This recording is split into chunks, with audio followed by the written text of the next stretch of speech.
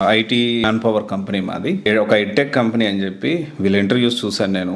And పేరు చెప్పకుండా మాట్లాడుతున్నాను, ఎందుకంటే మనం కొంచెం డెప్త్గా మాట్లాడడానికి అవకాశం ఉంటుంది. If I use there name definitely కొంత లిమిటేషన్స్ నేను ఆగిపోవాల్సి వస్తుంది. అందుకని నేను కొంచెం డెప్త్గా మాట్లాడదామని నాకు కొన్ని క్వశ్చన్స్ ఉన్నాయి. జనరల్గా ఏంటంటే వాళ్ళు అబ్జర్వ్ చేశాను, వాళ్ళ అడ్వర్టైజ్మెంట్, వాళ్ళ యాక్టివిటీస్ స్టార్టింగ్ నుంచి ఎవ్రీథింగ్ ఐఎమ్ అబ్జర్వింగ్.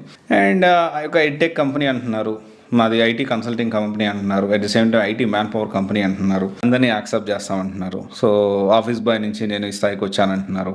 దాని తర్వాత వచ్చేసి 4 లక్షలు కట్టండి approximately. So plus or minus ఉండొచ్చు, 10 or 20 or 30 whatever it may be. 4 లక్షలు కట్టండి, మేము జాబ్ ఇప్పిస్తాము, and at the same time coaching కూడా ఇస్తాము అంటున్నారు. మాకు చాలామంది క్లయింట్స్ ఉన్నారంటున్నారు, ఫ్లైట్లు ఎక్కిస్తాము, దింపుతాము, ఓయర్ రూమ్స్ బుక్ చేస్తామంటున్నారు. And at the same time payroll మాదే ఉంటుంది అంటున్నారు. అట్ ద సేమ్ టైం మాది ఒక కోడింగ్ ఇన్స్టిట్యూట్ ఉంది అంటున్నారు. సో మాది ఒక ప్లాట్ఫామ్ ఉంది, దాని నుంచి కోడింగ్ క్లాసులు నేర్పిస్తాము, దీని నుంచి మేము అక్కడికి పంపిస్తాం, ఇక్కడికి పంపిస్తాం అని చెప్తూ ఉన్నారు. అండ్ బిహేవియరల్ ఇష్యూస్ ఉంటే మాత్రమే టెర్మినేట్ చేస్తాం అంటున్నారు. ఇదంతా కూడా విస్తృతంగా ప్రచారం చేస్తూ ఉన్నారు. నేను ఇక్కడ నెగిటివ్ అనేది కాకుండా నాకు కొన్ని క్వశ్చన్స్ ఉన్నాయి. అండ్ స్టూడెంట్స్ కూడా ఈ విషయాన్ని ఆలోచించాలి. జనరల్ నాకు వచ్చిన డౌట్స్ ఇవి. సో ఇప్పుడు నా క్వశ్చన్స్ ఏంటి అంటే, మీది ఎడ్టెక్ కంపెనీ కాదనట్లేదు, మీకు కన్సల్టెన్సీ అంటే మీకు చాలామంది క్లయింట్స్ ఉన్నారు. ఓకే, జనరల్గా అసలు ఎంతమంది క్లయింట్స్ ఉన్నారు, ఎవరు ఆ క్లయింట్స్ అనేది పబ్లిక్లో పెట్టాల్సిన అవసరం ఉంది. ఎందుకంటే జనరల్గా ఏ కంపెనీ అయినా కానీ అరే మా క్లయింట్స్ వీళ్ళు రాబాయ్ అని చెప్పి గర్వంగా చెప్పుకుంటుంది. They will publish each and క్లియర్గా ఇన్ డీటెయిల్గా వీళ్ళు మా క్లయింట్స్ అని చెప్పి చెప్తారు. ఎందుకంటే ఇంకొత్త క్లయింట్స్ని అట్రాక్ట్ చేయడానికి. వీళ్ళు క్లయింట్స్ చెప్పట్లేదు. సరే ఓకే, చెప్తున్నారు అనుకుందాం, ఒకవేళ నేను చూడలేదు, చెప్తున్నారు అనుకుందాం. మీకు క్లయింట్స్ మ్యాన్ పవర్ ఉన్నప్పుడు మళ్ళీ డబ్బులు ఎందుకు ఛార్జ్ చేస్తున్నారు 4 లక్షలు? And at the same time crystal క్లియర్గా వాళ్ళు మెన్షన్ చేస్తున్నారు, మేము ఇంటర్వ్యూస్ పెడతాము, క్లయింట్ ఇంటర్వ్యూస్ పెడతాము, క్లయింట్ ఇంటర్వ్యూ క్రాక్ చేస్తేనే వాళ్ళకి జీతాలు, మంచి జీతాలు, లేకపోతే బేసిక్ పే. అది కూడా ఆ బేసిక్ పే ఏంటి, ఒకవేళ 4 లక్షలు కట్టకపోతే లోన్ తీసుకుంటారు కదా, అంతవరకు ఇస్తామంటున్నారు. డెఫినెట్లీ దీంట్లో కొంత ఇప్పుడు మనం పాజిటివ్ యాంగిల్ కూడా చూడాలి. ఇలా చేసేదానికి ఛాన్సెస్ ఉన్నాయి, కొంతమంది చేస్తున్నారు కూడా, కొంతమంది ఈ విధంగా చేసి ఆన్బోర్డ్ కూడా చేస్తూ ఉన్నారు, కాదనట్లేదు. ఇక్కడ మన క్లారిటీ ఏంటి ఇక్కడ అంటే 4 లక్షలు ఛార్జ్ చేయాల్సిన అవసరం ఉందంటారా? అదే అంటే ఇప్పుడు మళ్ళీ వాడు ఇంటర్వ్యూ క్రాక్ చేయాలి కదా. అంటే మామూలుగా ఒక 50,000, 1,00,000 రూపాయలు, 70,000, 60,000, 20,000 అసలు డబ్బులు లేనోడు ఆన్లైన్లో తీసుకొని కోర్స్ నేర్చుకొని జాబ్ తెచ్చుకున్నట్టే కదా. మరి మళ్ళీ మధ్యలో 4 లక్షలు ఎందుకు పే చేయాలి? Question number. అంటే నా క్లయింట్స్ ఉన్నారు. ఏం క్లయింట్స్ అండి?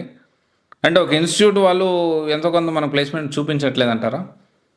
నా క్లయింట్స్ ఉన్నారు అని చెప్పి 4 లక్షలు కట్టడం ఎంతవరకు కరెక్ట్? 4 లక్షలు కడితే ఎంత ప్యాకేజ్ ఇప్పిస్తావు నువ్వు? Again at the same time ఎంత ప్యాకేజ్ ఇప్పిస్తున్నారు, ఆ ప్యాకేజ్ ఎంత ఉంటుంది? మినిమం ఉండాలి కదా. ఎందుకంటే we are paying 4 lakhs.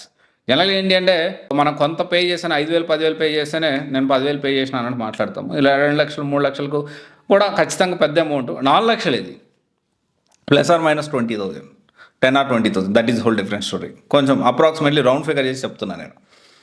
And at the same time మీరు తెలుసుకోండి ఇంకొక పాయింట్. డౌట్ ఏంటి అంటే, మీకు కావాల్సిన రిసోర్సెస్, మీరు మ్యాన్ పవర్ కంపెనీ అంటే ఎలా ఉంటుందంటే, ఆల్రెడీ మీరు క్లయింట్ దగ్గర తీసుకుంటారు, మీరు రిసోర్స్ ప్రొవైడ్ చేసినందుకు. మళ్ళీ స్టూడెంట్స్ దగ్గర కూడా ఎందుకు ఛార్జ్ చేస్తున్నారు? మీరు కావాల్సిన రిసోర్స్ అయినప్పుడు, హ్యూమన్ రిసోర్స్ అయినప్పుడు కావాల్సిన మ్యాన్ పవర్, మీరు మ్యాన్ పవర్ సప్లై చేసినందుకు వాళ్ళ దగ్గర ఛార్జ్ చేస్తారు. మళ్ళీ ఇక్కడ 4 లక్షలు ఛార్జ్ చేయాల్సిన అవసరం ఉందా? Question number 2. నాకు డౌట్స్ ఇవన్నీ కూడా.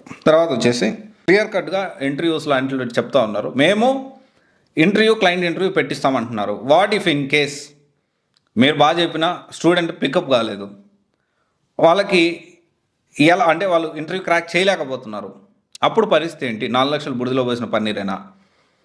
ఆలోచన చేయాలి. తర్వాత what if in case crack చేయకపోతే ఏంటి ఆల్టర్నేట్ ఏంటి? అండ్ టెక్నాలజీ ఏం నేర్పిస్తారు, లొకేషన్స్ ఎక్కడ ఉంటాయి, అది కూడా మనం ఖచ్చితంగా తెలుసుకోవాలి. దీంతోపాటు ఎంతసేపు ఫ్లైట్ ఎక్కిస్తాము, దింపుతాము, ఓయర్ రూమ్స్ బుక్ చేస్తాం, ఇది కాదు. మీ క్లయింట్స్ ఎవరు, అసలు ఏం జరుగుతుంది, ఎందుకని మీరు 4 లక్షలు ఛార్జ్ చేస్తున్నారు, ఎందుకని దీనికి సంబంధించి మేము బిహేవియరల్ ఇష్యూస్ ఉంటే మాత్రమే నేను తీసేస్తాను అంటున్నారు. అంటే బిహేవియరల్ ఇష్యూస్ అనేవి ఈరోజు రేపుల్లో మోస్ట్ ఆఫ్ ద స్టూడెంట్స్ ఎవరో కూడా ఈ అమ్మాయిలు ఏడిపించడం అట్లాంటి పనులు ఎవరు చేస్తలేరు.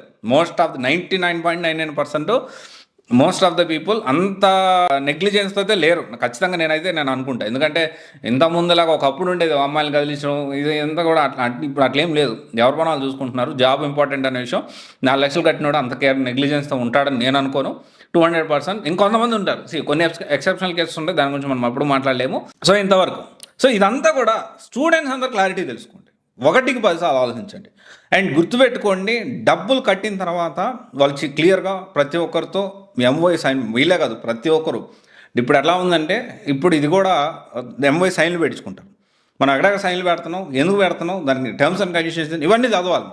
తెలుసుకోకుండా సైన్లు పెట్టేసేసి తర్వాత నాకు అన్యాయం జరిగిపోయింది అడ్డుపోయి ఎవరికి చెప్పినా కానీ రివర్స్లో మీ మీద కేసు పడుతుంది. ఇదైతే నిజం. ఎందుకంటే మీరు ఆల్రెడీ సైన్ చేశారు, టర్మ్స్ అండ్ కండిషన్స్ యాక్సెప్ట్ చేస్తూ మీరు యాక్సెప్టెన్సీ ఇచ్చారు. So before paying the money 4 లక్షలు తక్కువ అమౌంట్ కాదు. 4 లక్షలు అంటే చాలా పెద్ద అమౌంట్. తెలుసుకోకుండా తొందరపడి డబ్బులు కట్టిన తర్వాత వాళ్ళకి పోలీస్ స్టేషన్కి వెళ్ళినా కేసులు పెట్టినా ఇంకోటి జరిగినా ఇప్పటి వరకు ఈ బ్యాక్డోర్ స్కామ్లు లేకపోతే ఇంకొక స్కామ్లు ఎడ్టెక్ పేరుతో జరిగిన మోసాలు ఎంతమందికి మళ్ళీ డబ్బులు వచ్చాయని మీరు అనుకుంటున్నారు? ఎంతమందికి రిఫండ్ వచ్చాయని మీరు అనుకుంటున్నారు?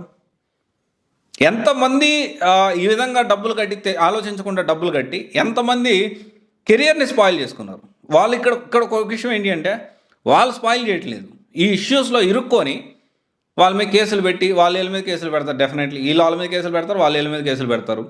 ఈడు ఒక డబ్బులు నష్టపోయాడు, మళ్ళీ సపరేట్గా మీద కేసులు పడతాయి, పాస్పోర్టు బయటికి వెళ్ళడానికి అవకాశం ఉండదు. సో ఇవన్నీ కూడా మనం ఆలోచన చేసి దాన్ని బట్టి డెసిషన్ తీసుకోండి. నాకైతే క్వశ్చన్స్ రైజ్ అయినాయి. అండ్ మీరు కట్టేటప్పుడు మాత్రం ఆలోచన చేయండి. ఎడ్టెక్ పేరుతో ఈ మధ్య కొంత మోసాలు జరుగుతున్నాయి. ఇది జెన్యూన్గా ఉందా లేదా అనేది సో అది మీరు డిసైడ్ చేసుకోవాలి. నేనైతే క్వశ్చన్స్ మీ బ్రదర్గా ఒకవేళ నేను జాయిన్ అయ్యేటప్పుడు అయితే ఈ క్వశ్చన్స్ క్లారిటీగా నేను తెలుసుకున్న తర్వాత అప్పుడు కూడా నేను 1కి 10 సార్లు ఆలోచన చేసి ఆన్ పేపర్ వాళ్ళు ఏదైతే మన చేత యాక్సెప్టెన్సీ లెటర్ తీసుకుంటున్నారో at the same time MOI ఒకటి నాకు సంబంధించింది కూడా ఒకటి తీసుకొని సంతకం పెట్టించుకొని ఆ ఒరిజినల్ నా దగ్గర పెట్టుకుంటా. నేనైతే అదే చేస్తాను. సో నేను ఎలా చేస్తాను, నా తమ్ముడైతే నేను ఏ విధంగా తమ్ముడో చెల్లిలో ఏ విధంగా సజెషన్ ఇస్తానో అదే విషయంలో మీకు చెప్తా ఉన్నా. మీరు ఆలోచన చేసి మీ డబ్బులు కాబట్టి at the end of the day right decision తీసుకోండి. All the best.